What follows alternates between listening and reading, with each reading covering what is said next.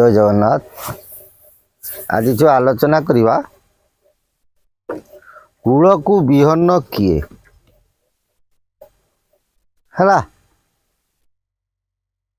महापुरुष भाषा रे पंचम गोस्वामी भाषा रे कहती उत्तरे साजिब दक्षिणे गाजिब पूर्वे न रहिबे केही झाड़ बाड़ धरी जेतिक रहिबे कूल को विहन से।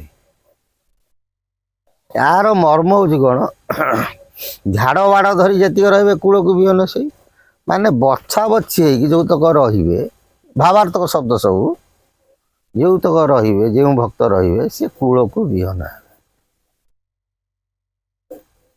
पुणे ठाकुर अभिराम परमहंस भाषा रे से कहती एकाक्षर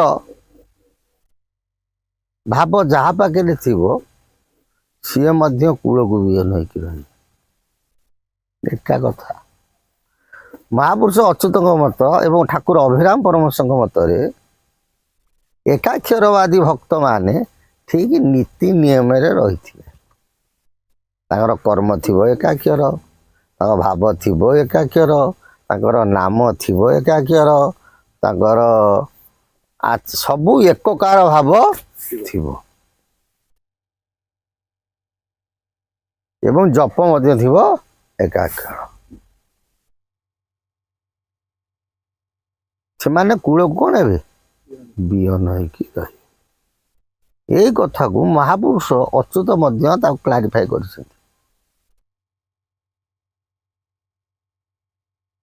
एकाक्षर मंत्र जप जेउ मानकर आनंदे होइबे आनंद होइबे लीला देखिबे प्रभुर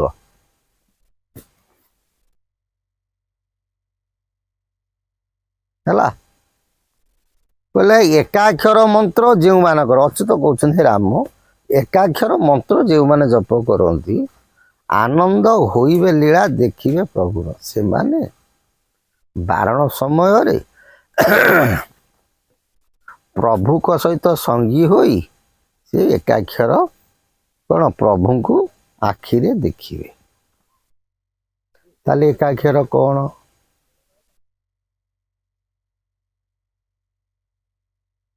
खाली कौन मंत्र जप कले एकाक्षर मंत्र जप कले तुम प्रभु को देखियो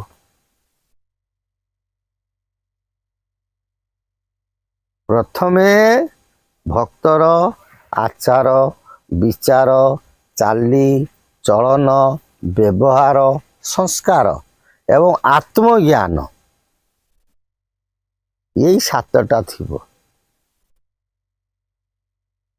यही कथा उपरे ठाकुर अभिराम परमहंस कहते यही सात पद अमूल्य संपद खंडगिरी परीक्षा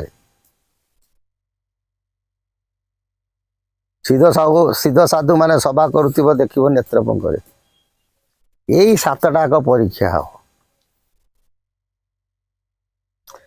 ये सातटा कर्म जहाँ पाके थिबो तत संगे संगे से एकाक्षर भाव थिबो बा एकाग्रता भाव थिबो प्रभु पाखरे यथा कहिबार तात्पर्य कर्म ठीक संपादन करने सहित प्रभु को जी चिंतन करुथिबो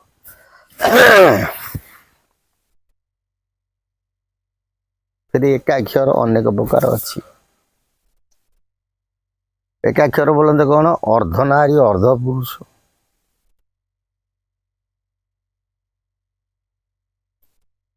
आगुरी कही एकाक्षर अनेक प्रकार 12 मात्रा जे 12 एकाक्षर मूलटी अटई हकार कहुई आलोचना कर एकाक्षर तू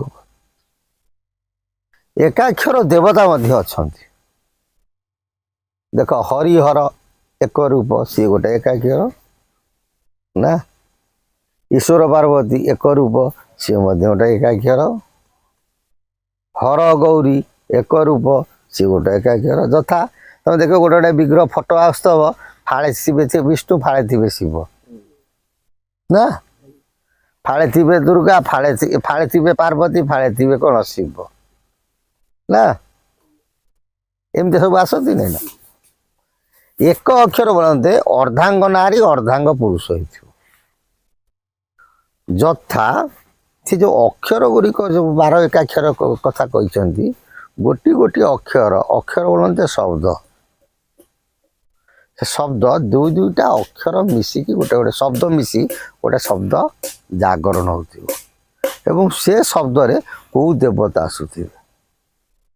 ଏହିପରି ଭାବରେ 12-13 ଏକାକ୍ଷର ସଂସାରରେ ପ୍ରଚଳିତ କଲେ। କିନ୍ତୁ ଶାସ୍ତ୍ର ମହାପୁରୁଷମାନେ କହିଛନ୍ତି ବ୍ରହ୍ମ ଏକାକ୍ଷର ହେଉଛି ସାର, ରାମ ତାରକ ବ୍ରହ୍ମ ଏକାକ୍ଷର ହେଲା। ବ୍ରହ୍ମ ଏକାକ୍ଷର ଯାହା ପାଖରେ ଥିବ ଏବଂ ଏ 7ଟା କର୍ମ ଯେଉଁମାନଙ୍କ ପାଖରେ ଥିବ, ମହାପୁରୁଷ ଅଚ୍ୟୁତଙ୍କ ଭାଷାରେ ସେଇମାନେ କ'ଣ ହେବେ? ଆନନ୍ଦରେ ରହିବେ ବା କୂଳକୁ ବିହନ ହେଇକି ରହିବେ। ଆଉ ଖାଲି ହରି ହରି କହୁଥିବ, ଉପରେ ହରି ହରି ଭିତରେ ପଦାରେ ଲୋକଙ୍କର ସବୁବେଳେ ଅମଙ୍ଗଳ ଚିନ୍ତା କରୁଥିବ, ତାହାର କିଛି ମହତ୍ଵ ନଥାଏ। ସେଇମାନଙ୍କର ହେଉଛି ମନେ ରଖିଥାଅ ସିଦ୍ଧ ମାଂସ। ସେଇମାନେ ଯୋଗମାୟା କବଳେ କ'ଣ ହେବେ? ବିନାଶ ହେବେ। ଗୁରୁ ଧର୍ମ ବହନ କରିଥିବେ କିନ୍ତୁ ଗୁରୁ ଧର୍ମର କର୍ମ କରୁନଥିବେ। ପୁଣି ମହାପୁରୁଷ କ'ଣ କହିଲେ?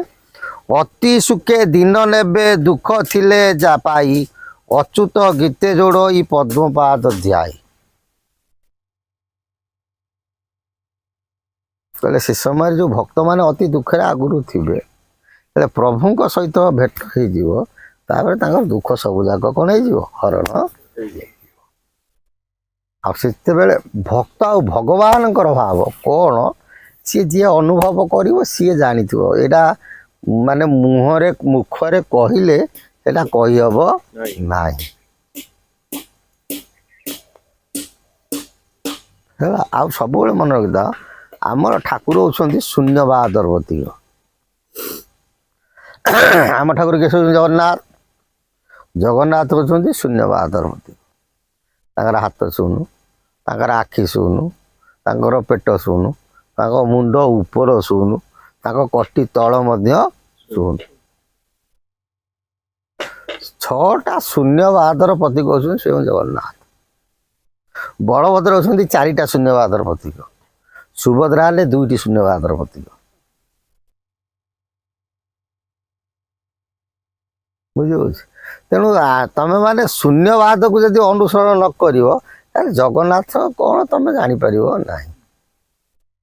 କାରଣ ଦିନେ ଅଚ୍ୟୁତାନନ୍ଦ ମହାପୁରୁଷ 12 ଗୋପାଳ ଗଲେ କେଉଁଠିକି? ପୁରୀ ଗଲେ ବୁଲିବାକୁ।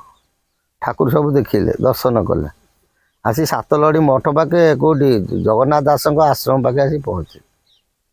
ରାମଦାସ ସରିଲା ନା ପ୍ରଭୁ, ଆପଣ ତ କହୁଥିଲେ ଠାକୁର ଅମକ ସମକ, ମାନେ ଇଏ ସବୁ କୁହନ୍ତି ସୂକ୍ଷ୍ମବାଦରେ ଠାକୁରଙ୍କ ଲୀଳାଟାକୁ ପରିପ୍ରକାଶ କରନ୍ତି। ନା ଆମେ ତ ଗଲୁ, କାହିଁ ଠାକୁରଙ୍କୁ ଦେଖିପାରିଲୁନୁ। କିଏ କହୁଛନ୍ତି? ଅଚ୍ୟୁତ ମହାପୁରୁଷ। ଏ କ'ଣ ରାମଦାସ? ଅଚ୍ୟୁତ ମହାପୁରୁଷ ହସିଦେଲେ। ରାମକୁ କହିଲେ ଆଖିକୁ ଆଖିରେ ଦେଖରେ ବାବୁ, ତେବେ ସଂସାରରୁ ନିଶ୍ଚୟ ତରିବୁ। ଅଚ୍ୟୁତି ପାମର ଆଖି ବା କାହିଁ ସେ ପାଇବ କଳାକୁ ନାହିଁ। ତେଣୁ ସେମିତି ଆଖି ଦରକାର। ଅଚ୍ୟୁତ ରାମକୁ କହିଲେ, ରାମ ତୁ ସେଇ ଆଖିରେ ଦେଖେ, ନିଶ୍ଚିନ୍ତ ପ୍ରଭୁଙ୍କୁ ତୁ ପାଇବୁ। ସେ ଭକ୍ତ ଆଉ ଭଗବାନଙ୍କର ଭାବ କ'ଣ ଯିଏ ଅନୁଭବ କରିଥିବ ସିଏ ଜାଣିଥିବ। ଆଉ ଖାଲି ବହି ଦେଖି ଭକ୍ତ ହବାଟା ଠିକ ନୁହଁ।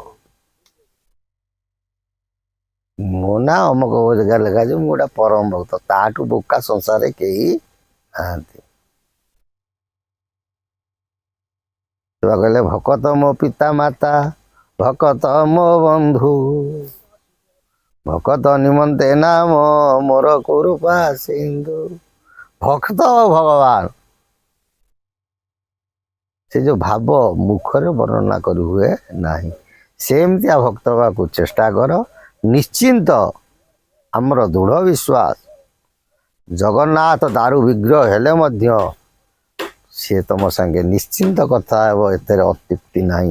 ଜୟ ଜଗନ୍ନାଥ। ସେ ପ୍ରଭୁଙ୍କ ସଦିଚ୍ଛା ପୂର୍ଣ୍ଣ ବୋଲ ଆନନ୍ଦିକ ହରି।